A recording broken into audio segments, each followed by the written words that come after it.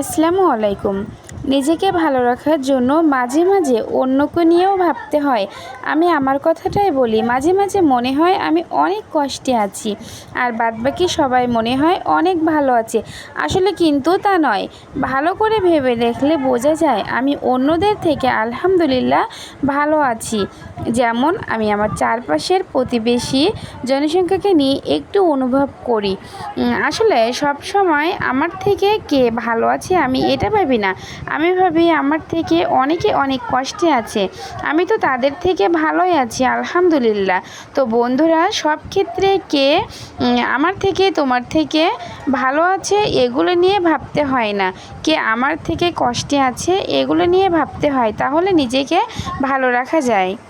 আর সবথেকে বড় কথা, আল্লাহ আমাদের সুন্দর সুস্থ একটি শরীর দিয়েছে, এটাই তো আলহামদুলিল্লাহ।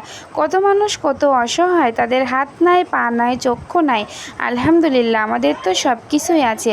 আল্লাহর কাছে লাখো লাখো শুকরিয়া আদায় করি। আসো